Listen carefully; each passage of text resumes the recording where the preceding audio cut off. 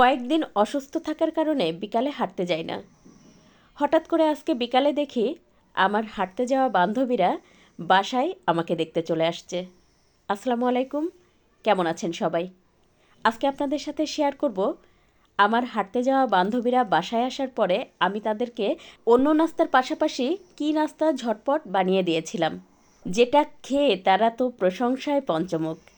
তো দেখতেই পাচ্ছেন আমি চুলায় একটা প্যানে 1.5 কাপ গরুর দুধ দিয়ে দিলাম। এবার দিয়ে দিলাম স্বাদমতো লবণ, আর দিয়ে দেবো হচ্ছে 1 কাপ পরিমাণ নারকেল কুড়া। তারপর খুব ভালোভাবে নেড়ে মিশিয়ে 4-5 মিনিট এটা ফুটিয়ে নেব, যেন নারকেলটা বেশ ভালোভাবে সিদ্ধ হয়ে যায়।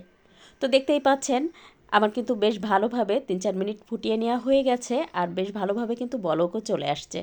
এবার এর মধ্যে দিয়ে দেব 2 কাপ পরিমাণ চালের গুঁড়া। কেউ চাইলে কিন্তু এই পিঠাটা ময়দা দিয়েও তৈরি করে নিতে পারেন।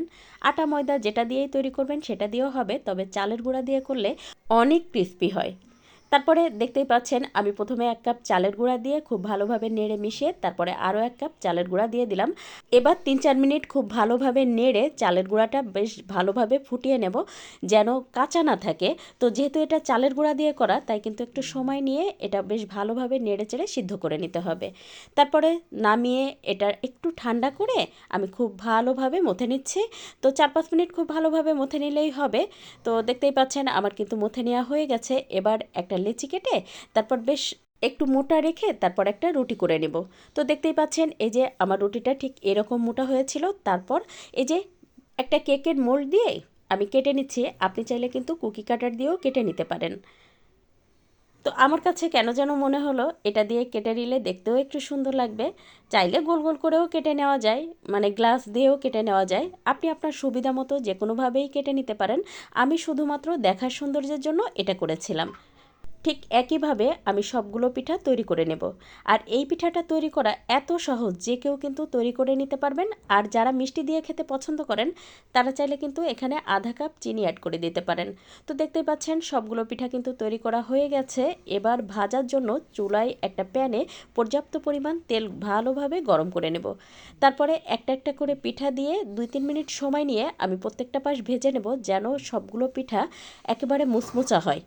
এই পিঠাটা ক্রিস্পি হলে খেতে বেশি ভালো লাগে, আর যেহেতু চালের গুঁড়া দিয়ে করা তাই এমনিতেই এটা অনেক ক্রিস্পি হবে।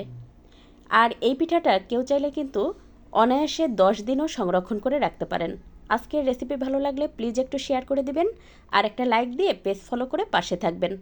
আজকের ভিডিও কে কোথা থেকে দেখছেন চাইলে কিন্তু কমেন্ট করে জানাতে পারেন। তো দেখতেই পাচ্ছেন আমার কিন্তু সবগুলো পিঠা খুব ভালোভাবে ভেজে নেওয়া হয়ে গেছে, আর আমি একইভাবে প্রত্যেকটা পিঠা ভেজে নিব।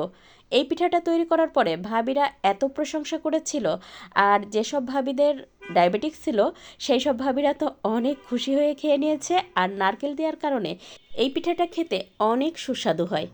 হাতে যদি মাত্র 10 মিনিট সময় থাকে তাহলে 10 মিনিটের মধ্যেই কিন্তু সহজে এই পিঠাটা যে কাউকেই তৈরি করে খাওয়াতে পারেন। সবাই অনেক পছন্দ করবে। আজ এ পর্যন্ত, কাল আবার নতুন কোনো ভিডিও নিয়ে দেখা হবে ইনশাল্লাহ। সে পর্যন্ত সবাই ভালো থাকবেন, সুস্থ থাকবেন। আল্লাহ হাফেজ।